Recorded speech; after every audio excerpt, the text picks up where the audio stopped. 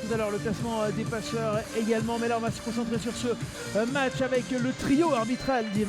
Oui, un trio arbitral qui sera emmené par Jean-Guillaume Das, qui a assisté d'Iléas Daoudi et de Victor Pettini. Les délégués seront Pierre Montagono et Messaoud Boutefas. Notamment ce match entre Châteauroux et Sochaux. Attention avec ce ballon, la frappe! Ouh, la barre! Ça remet derrière. Daubin qui change tout, ça circule très bien ce ballon du côté de Valenciennes, et puis on va pouvoir prendre ce centre pour aller chercher la reprise acrobatique, incroyable, toujours bien placé, un Courté, c'est intéressant, et là il y a un très bon ballon dans la profondeur, attention pour Aladari qui va peut-être gagner son duel, et l'ouverture, oh là, c'est sauvé, et attention, le retour, et il s'est fait très mal. Slimani au corner, s'est frappé au deuxième poteau, la tête de Marcolino qui vient ouvrir le score au deuxième poteau. Oh, qu'il fait du bien ce but au Bressan, Hugo. Ah oui, car il vient sur un moment bien sûr de pression subie par Bourg-en-Bresse qui vient au deuxième poteau. C'est le moment d'arrêter, de réfléchir, le moment de ne plus penser. C'est presque une demi-finale de coupe qui va se jouer sous nos yeux. Le FC Rouen qui cherche à rester en vie avant la dernière journée dans la lutte pour le podium. Le FC Versailles qui a encore un mince espoir lui aussi d'accrocher cette troisième place. Les rêves de Ligue 2 sont à ce prix. Le vainqueur ce soir pourrait continuer à rêver. Le perdant malheureusement risque de dire adieu justement à ces fameux rêves. Ben Brahim qui a joué sur Tom Renaud qui remet sur Jawed Kalai. Le compte favorable, Samir Ben Brahim, Cédric Ozumo, c'est dangereux avec l'ouverture du score qui va être signé Jawed Kalai, le choix gagnant de Jordan Gonzalez de placer le numéro 10 derrière ces deux joueurs offensifs, Cédric Ozumo et Shelton Guillaume, et Jawed Kalai qui signe son deuxième but de la saison à bout portant. Et qu'est-ce qu'il est important pour le FC Versailles. L'avantage que pouvait procurer ce corner, Antonin Cartillier néanmoins sur le second ballon va trouver la tête de Clément Bassin qui lui-même derrière trouve un Nathan Jaworski impeccable et décisif. Nouveau corner à venir pour le FC Rouen, ça se rapproche pour les Diables Rouges. Pareil, hein, avec une victoire 1-0, ils ne reprennent pas le goal average particulier. Peut-être ils peuvent l'inverser sur cette situation avec Alexis Kabamba qui va frapper et qui va la mettre au fond. Défilé, le FC Versailles qui est en train de se diriger vers une opération formidable pour l'instant. Les étoiles s'alignent dans le ciel de Diochon en faveur des Franciliens. Le coup de froid véritablement en Normandie, 2-0 pour Versailles, et le FC Rouen qui va devoir faire fort, très fort pour inverser la tendance. Houchen qui a retrouvé l'ancien joueur du Mans FC qui va aller chercher une lucarne somptueuse. Le FC Versailles qui renverse la table et qui envoie les Diables Rouges en enfer là dans cette soirée qui tourne au vinaigre. On est désabusé du côté de Régis Brouard, on l'est aussi dans les travées de Diochon, ça fait 3-0. Et quel pétard d'Ali Houchen, le coup parfait des Versaillais, ça fait 3-0. Le jeu 2 en appui remis sur Shelton Guillaume, et là personne sort dessus. Ça a l'air de s'être stabilisé dans la tribune là-bas. Je vois pas trop d'agitation, et peut-être le FC Rouen en position de réduire la marque avec Clément Bassin qui va se jeter, et l'interruption qui n'aura pas annihilé les espoirs du FC Rouen qui va revenir à 3-1 et recoller en ce qui concerne tout simplement la différence particulière. Quel match des plus singuliers. La Berrichonne, Châteauroux pour le maintien face au FC Sochaux-Montbéliard pour la remontée en Ligue 2. L'entrée des deux équipes. Allez, attention parce que là il y a un bon centre. De l'autre côté, la remise pour Benjamin Gomel qui vient heurter le poteau. Incroyable, la première occasion allée pour le FC Sochaux-Montbéliard avec le meilleur buteur de l'équipe, Benjamin Gomel. Et quel centre, première intention. Très bon centre de Mexique, effectivement, qui est ballon pied gauche dosé. Et Gomel qui fait un geste juste, qui veut vraiment la déposer deuxième poteau. Par Ronaldo Freitas, le ballon dans la surface, la tête et la Berry qui marque le premier but du match. Loïc Piquion, on ne l'avait pas beaucoup vu depuis le début de la rencontre, mais il est là, le meilleur buteur Castelroussin. Les cartes sont rebattues. Châteauroux mène à 0. Très bon ballon de Freitas, très bon ballon. La qualité du pied droit est derrière, Piquion qui s'impose. C'est pas une mince affaire parce que réussir à battre la charnière centrale Pébernes-Vitelli, c'est la première fois du match où vraiment Piquion prend l'ascendant comme ça et il le fait à un moment très très important. Alors on va pas dire que c'est contre le cours du jeu parce que ça allait mieux pour Châteauroux depuis quelques minutes. On les avait vus se procurer des situations où tout peut encore arriver dans ce match. Attention, attention dans la surface avec Boutoutaou et Sochaux qui égalise, qui fait chavirer de bonheur le public sochalien venu en nombre. Oh, la réaction immédiate pour les Sochaliens. Oh, les changements qui font mal au Castelroussin qui n'était pas prêt. C'est ça. Qui n'était pas prêt à le jouer ce ballon. Et Sochaux qui égalise. Un but totalement important puisqu'il permet à Sochaux d'aller en Ligue 2 pour le moment. Bouaoun, décalage, ça va être un petit peu long pour Chahidan qui a maîtrisé ce ballon, il n'est pas sorti. Le centre pour le contrôle de Ouad dans la surface, la remise avec la frappe. Oh, incroyable, il est là. Oui, il est là. Freitas. Ronaldo Freitas. Incroyable. C'est incroyable. Ils ont peu de situations, mais ce soir ils sont d'une efficacité incroyable et les deux buts sont magnifiques. Et la finition de Freitas, elle est également pied gauche. Elle est magnifique, il avait été passeur tout à l'heure, il n'avait pas été buteur, je me suis emballé, il avait été passeur pour Piquion du pied droit et là du pied gauche. Il arrive à faire trembler les filets, incroyable. Les deux équipes arrivent à l'instant sur le synthétique du stade Pelé. Le maintien n'est pas une option. Pour aller se présenter comme là, Oyongo sur le but. Et bien Dino qui joue en retrait, la première frappe est dedans. C'est rapide, c'est efficace, c'est le but du maintien. Inscrit par Omar Sidibé, 3 minutes seulement. C'est pratique quand même de jouer libéré, relâché. Et ça s'évite peut-être une grande frayeur pour cette 33e journée. On voit qu'il y a des largesses. Pourtant ils sont nombreux, les joueurs d'Aubagne dans cette surface, mais très éloignés, vraiment très peu de proximité avec l'adversaire.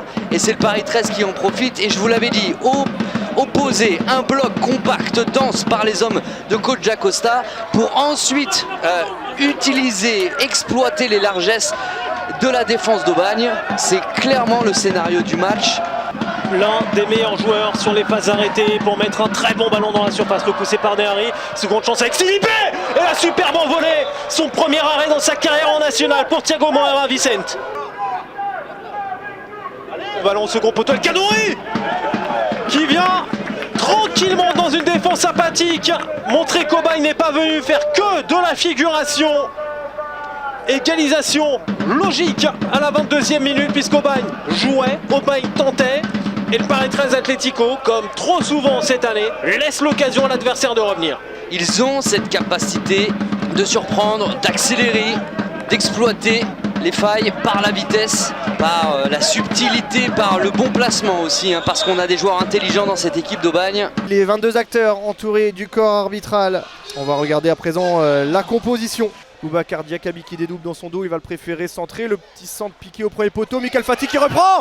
Et derrière, l'ouverture du score signé Léo Yobé.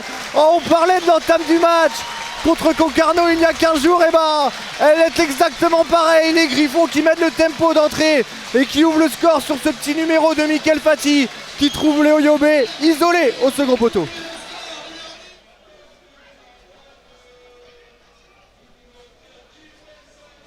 Diakabi avec Zakarian, le 1-2, c'est bien joué, le centre de Diakabi, pied droit. Le missile de Karim Achabar, c'est un bijou de l'international marocain. Oh, qu'est-ce qu'il nous a fait Karim Achabar. Un retourné magnifique sur ce centre de Boubacar Diakabi, pied droit, il était au bon endroit. Il n'a pas hésité une seconde Achabar pour mystifier Oparin Djoko. C'est Bouékou qui va travailler le centre premier poteau. La reprise de Junior Ndiaye instantanée au premier poteau. C'est pas la première fois qu'il qui fait son appel premier poteau. Celle-ci, elle était belle cette reprise et c'est Lostis qui détourne son poteau. Stanjano n'avait pas trop senti le coup. Le revoilà quand même au second poteau. Stanjano et son pied gauche, le centre pour le pied droit. Et la tête de Michael Fati, trouvé dans la bonne zone, qui vient pousser ce ballon dans le but vide. Ah, c'est bien fait, c'est le but libérateur peut-être des Briochins qui porte le score actuellement à 3-0 grâce à la réalisation de Michael Fati. Passeur tout à l'heure, buteur à présent. Dédé Lhomme. Le tacle de Léo Yobé qui va être sanctionné d'un rouge. Il avait déjà un carton jaune en plus, Léo Yobé, il n'a même pas eu besoin d'un deuxième jaune. C'est le rouge qui est directement sorti de la poche de monsieur Bovolenta. L'entrée des 22 acteurs, c'est maintenant. Avec les encouragements des supporters venus, on l'a dit, nombreux. Parce que c'est une journée de fête, parce que c'est un moment important de bien terminer cet exercice. Avec Ivan Botella, c'est bien fait, Ivan Botella qui va passer, la frappe d'Ivan Botella qui va passer juste à côté de la cage. L'ancien joueur du Red Star qui s'est joué de Jessin Seba. Un nul peut suffire à Dijon, attention, avec le ballon qui est récupéré, avec la frappe derrière et le poteau, en 2 temps, l'arrêt, en 3 temps, ça passe au-dessus. Oh, quelle situation, quelle triple occasion même pour la formation de Concarneau, mais ça ne passe pas cette fois-ci. Il y a eu le poteau, et il y a eu un arrêt réflexe magnifique de Yannick Clémencia. Oh, c'est bien fait, encore une nouvelle fois, avec ce ballon derrière, Ivan Botella, oh, il était pas loin, ça va peut-être revenir avec Lorenzo Raggio finalement juste à côté. Oh, double occasion, grosse occasion pour le Stade Malherbe, avec Ivan Botella. Il ne reste plus que 2 journées à disputer pour clôturer cette magnifique saison de National, et si l'US Orléans a vu ses espoirs de monter s'envoler suite à son match nul il y a une semaine face à Versailles, Fleury, 3e, peut encore rêver grand avec une accession directe en Ligue 2. Il y a des places aussi qui peuvent se jouer pour la saison prochaine. Attention avec ce bon débordement là de Steven Luyamboula qui va tenter sa chance, ça va passer à quelques centimètres du poteau gauche de Gaël Alette. Attention, il va falloir les marquer de près, c'est tiré au premier poteau, c'est boxé par Fam. Diaco qui va... Alors il y a un contre 1 à jouer là. Chercher loin devant Jelal Boscourt. Oui, bien joué. Jelal Boscourt il est passé, il va être rattrapé par Quentin Vogt et ça va être un carton rouge. Dernier défenseur. Pour le défenseur fleurissois. Alors je dis une bêtise, c'est pas Quentin Vogt. C'est le capitaine. C'est Romain Lelevé. Et le coup franc qui sera pour Boscourt ou Grégory Berthier. Et ce sera pour Boscourt qui va la tenter. Et le coup franc de Jelal Boscourt qui est contré et qui va tromper Gaël Alette, le gardien fleurissois. Et c'est Orléans qui ouvre le score dans cette rencontre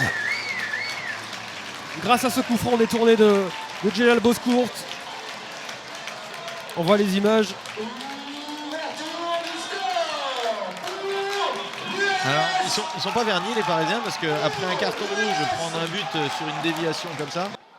C'est à Fleury d'en profiter. Effectivement. Bon, ceci dit, ils ont quelque chose à aller chercher les Parisiens. Et attention avec ce bon contrat joué avec Diaco côté droit. Diaco qui va tenter sa chance et qui va tromper Gaël Alette, Mamadou Diaco.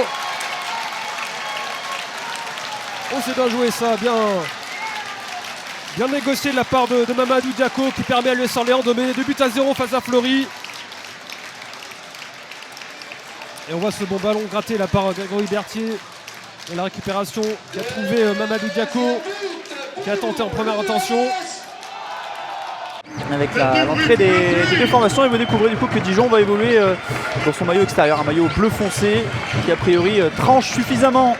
Le ballon récupéré sur un pressing, il y a beaucoup à jouer du côté Pono désormais, il va avoir l'appel de Fati, il est servi Fati, il est mal servi mais peut-être qu'il va pouvoir finir Fati, oh, ça passe juste à côté.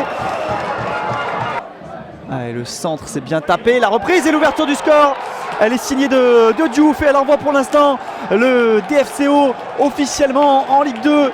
Ils avaient été dangereux sur leurs 2 précédentes tentatives et là c'est Diouf qui sur ce coup franc parfaitement bien distillé par la patte droite de Barreto qui vient faire trembler les filets de Carvalho. On va la revoir. Il part de loin Diouf et il prend le dessus sur Soualia pour mettre un petit plat du pied et ouvrir la marque. Peut-être celle de personne. Et on va même peut-être s'offrir une offensive là avec Barreto qui va se présenter peut-être. Il va l'essayer de loin. Barreto, c'est plutôt bien fait. Barreto, oh le bijou! Le bijou de Barreto qui a vu Carvalho avancer. Son ballon, il est délicieux. Il vient se loger sous la barre transversale. Il est magnifique. Une frappe de 45-50 mètres de Barreto pour faire le break à l'heure de jeu passé. 2-0 pour Dijon. Mais quel but de Barreto! On va le revoir. Il est magnifique et ça part d'un corner pour le Puy-Foot. Et en une touche, Barreto qui est juste après la ligne médiane. Le petit coup d'œil. Et le ballon délicieux, Carvalho qui revient, qui tente d'intervenir, même pas, qui sait qu'il est battu. Et ce ballon qui va au fond des filets, et bien si les top buts ne sont pas encore réalisés, il faudra peut-être en ajouter un dans la sélection. Quel but de Barreto, ça fait 2-0. Avec Doumbia qui va aller percuter, qui peut servir Darnaud. Darnaud, la frappe, elle est contrée et le but avec beaucoup de réussite d'Arnaud, un but 100% signé par des joueurs qui évoluent désormais avec, plus régulièrement avec la Régionale 1 qu'avec la N1. Doumbia à la passe pour Darnaud qui frappe avec de la réussite. Ce ballon est contré et vient se glisser dans la cage de Montfort. On va le revoir, les passements de jambes de Doumbia pour Darnaud. La frappe du gauche qui est contrée par Diouf, le malheureux Diouf qui voit ce ballon passer entre ses jambes et tromper Montfort. Non, il n'y en aura pas l'autre, c'est fini. Dijon est en Ligue 2 et désormais Dijon est dans l'attente du score entre Châteauroux et Sochaux pour savoir si les Dijonnais sont champions. On joue la 90e, il y a toujours 2-1 pour Châteauroux. C'est terminé officiellement à Châteauroux, donc victoire des Castelroussins de Buzyn sur Sochaux, ce qui veut donc dire que Dijon est officiellement champion de Ligue 2.